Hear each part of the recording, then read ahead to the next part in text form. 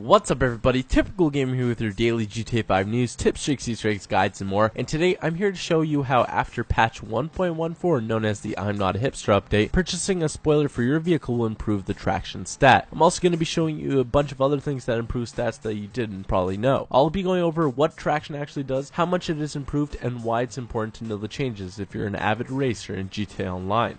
So, for those of you less familiar with what traction really is and what it affects, traction is the vehicle stat that dictates how much friction there is between the vehicle and the terrain that it's on. With less traction, your vehicle grips less to the terrain and you lose control far easier than if you had a lot more traction where your vehicle would grip to the terrain far better. With that being said, prior to patch 1.14, there was no way to visually increase the traction stat bar or the top speed stat bar as well. But, like I said previously, after the I'm Not a Hipster update, Rockstar has made it so that if you purchase a spoiler on your vehicle, it will increase the traction stat, meaning that you will have more control and grip on the road with your vehicle, which is especially helpful for racing, possibly giving you the extra edge you need to win in a GTA Online race. So all you have to do for this increased traction boost is go to any LS Customs and put any spoiler on your vehicle. It cannot be the one by default, because that brings up an interesting question. If there's a vehicle with a spoiler on it by default, like the Comet or Infernus or the Elegy, does that make them have increased traction already? And simply put, the answer is no, that if you want increased traction on those vehicles, you will have to purchase a new spoiler. And you'll actually see that the stat is now increased and it's reflected in the LS Customs menu.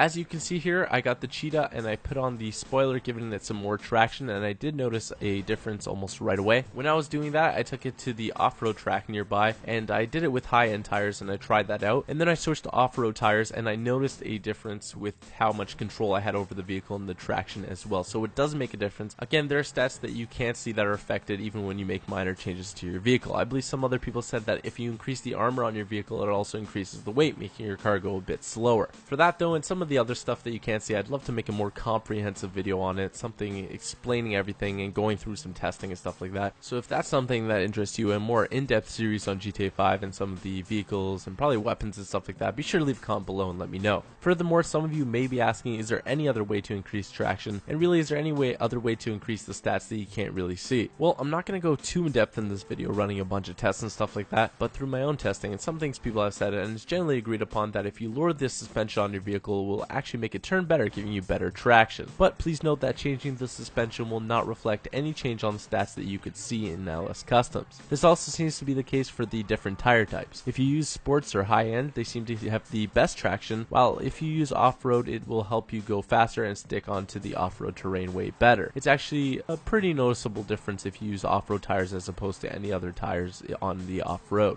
All in all, I would say that most every modification that you could put on a vehicle in GTA 5 has some type of effect on the vehicle and how it functions, even though the stats do not change. With that being said, I want to know, in your personal experience, what modifications have you added that have made a difference that has not been reflected in the vehicle stats? Be sure to leave a comment below. As always, I want to thank you for watching the video. If you did enjoy it, please be sure to press that like button and also be sure to subscribe for more daily, top-notch GTA 5 videos. You can also check out my Twitter, Facebook, and Instagram in the description below. I post daily interesting content on those, so be sure to follow and like. Also, I just want to take a second to thank you guys for all of your awesome support, especially on twitch.tv/typicalgamer. I've been getting a lot of support on there. I know I haven't been streaming as often as I'd like. I'm trying to fix a few things before I do that, but then I should be on a pretty steady schedule. And also on my uploads here on YouTube, I've been uploading a bit later in the day, which isn't too good because I know people gotta sleep and there's different time zones and stuff like that. So I'm gonna work on that, but I just wanted to take a second to thank you very much for all of your support and let you know that I really do appreciate it. Thanks for watching. I hope you have an awesome day, and peace out.